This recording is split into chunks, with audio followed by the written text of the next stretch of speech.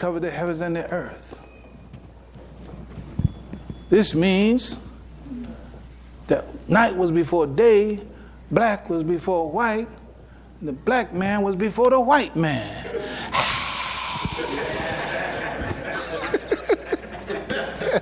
It was, that's valid, but it's not sound. Truth hits falsehood in the head, back to the bricks, right? Truth hits falsehood in the head and knocks out his brains.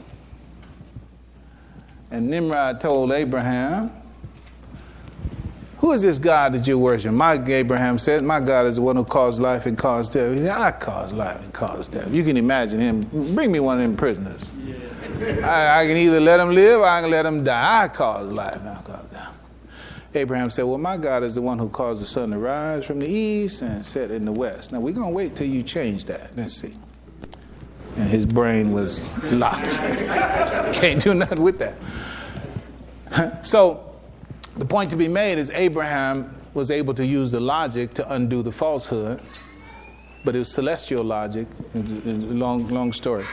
But the only thing I'll just say this right here. So I want you to understand how these pieces come back. If it is true that Muhammad is that brick, he said that, so that's a valid premise, right?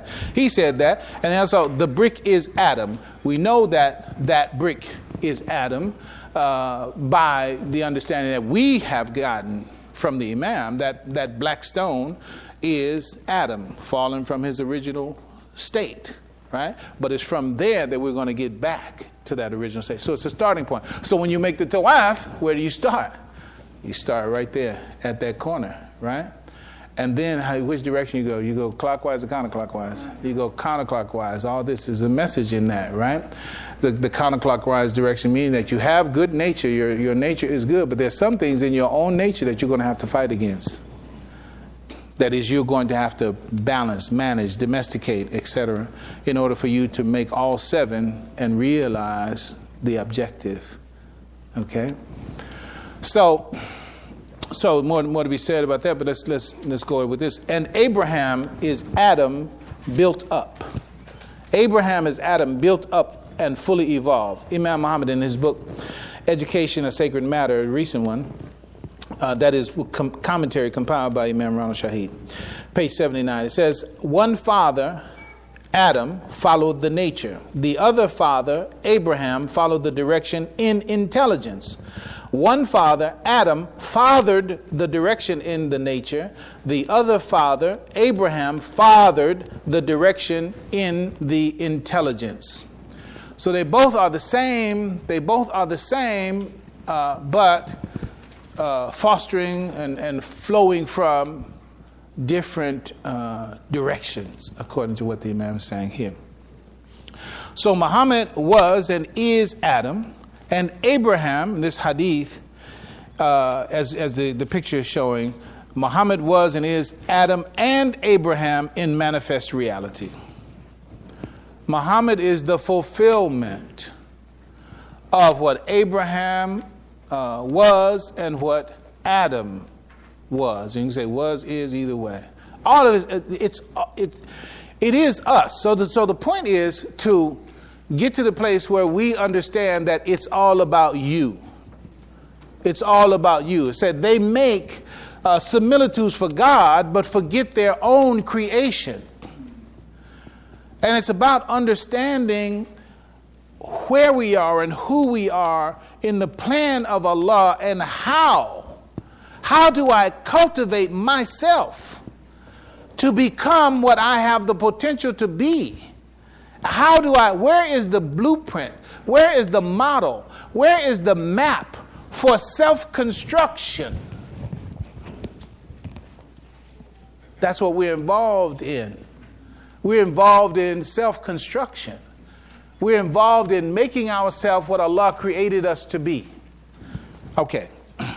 So you see the verse there, 61, 1 through 4. I'm not going to read it, but I'm only going to point to that one thing. Bunyan Marsus. Bunyan Marsus. Bunyan Marsus is talking about a solid cemented structure. Allah loves to see us in that state. And again, inferentially speaking, it infers to and relates to, and what is the image that can, I won't say should, come to your mind of this Bunyan Marsus? What do we see in our life that refigures and represents that image? Salat. Salat. When we line up for prayer, ranged in ranks, shoulder to shoulder, foot to foot, we are refiguring a solid, cemented structure.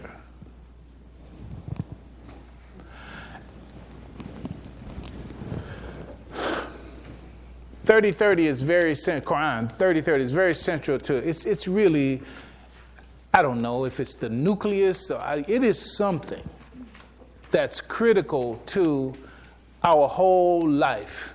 فَأَكِمْ وِجْهَكَ لِدِينَ حَنِيفًا فِطْرَةَ اللَّهِ الَّتِي فَطَرَ النَّاسَ عَلَيْهَا لَا تَبْدِيلَ لِخَلْقِ اللَّهِ ذَلِكَ الدِّينُ قَيِّمًا وَلَكِنَّ أَكْثَرَ النَّاسِ لَا يَعْلَمُونَ. This is our way of life. What Allah has given us as our way of life, al-Islam, that is the way to fulfill everything that we're talking about. Practice al-Islam and we will become what Allah created us to be. But we have it's perfect time. It's perfect. And the Prophet modeled it for us perfect. And anytime we don't do as we have been instructed to do, there's an imperfection in what we're doing. Ritual. The role of ritual, I'm going to give you the how can you say, let's call it textbook language. The role of ritual is the transformation of psychic energy. When they say psychic energy, you can say fitra. And that's how I want you to understand it in the context of what I'm saying right now. See, when the African boy, whatever the case may be, his rites of passage, the things he had to do, and he got to go out and stay in the forest or the jungle or whatever period of time and do this, do that. It's a ritual. But that ritual is designed to do what? Transform him. To transform him from a boy into a man. So that when he comes back with the requisite time, experience, or relics, or whatever it is he's supposed to bring back, well, then the transformation has happened and the world starts treating him like a man and not like a boy. His world starts treating him like a man and not like a boy because he has had the transformation. This fitrah, when Allah subhanahu wa ta'ala says in the Quran, He says, قَدْ أَفْلَحَ مَنْ زَكَاهَا وَقَدْ خَابَ مَنْ دَسَاهَا. Blessed is he that causes it to grow. Cultivation, right? Blessed is he that causes it to grow. Cursed is the one that neglects it or rejects it, right? So how do we cultivate the growth of our soul? The rituals of Al-Islam. Fasting is a ritual. What's the role of the ritual? To transform your psychic energy. Is it not true, your fitrah? Is it not true that if we practice the fast the way that it's been given, the way that's expected of us with good intention, do we not come out of this fast as pure as we were the day that we were born? Is that the promise? That is the promise. What is that? That's a transformation. That's a change in us by doing what? Practicing the ritual. Let's go to the prayer. In terms of prayer, when you line up for the prayer, there's not supposed to be any gaps. The lines are supposed to be straight.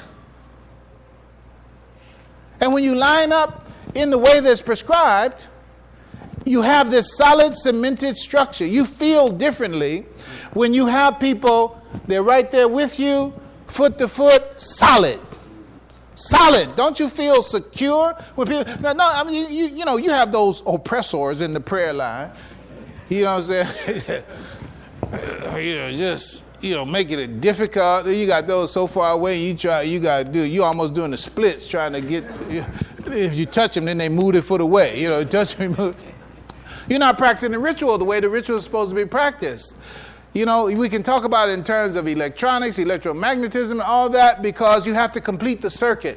When you complete the circuit, then the energy that's supposed to flow within the group, there's a projection of energy, electromagnetic energy from me to you, from my body. I don't know the exact number of centimeters, but there's a certain number of centimeters that there's an electromagnetic field that's projecting from my body right now, and it's projecting from your body right now.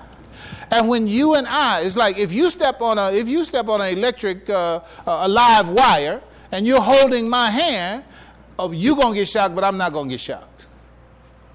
No, whoever's in that link is going to get shocked.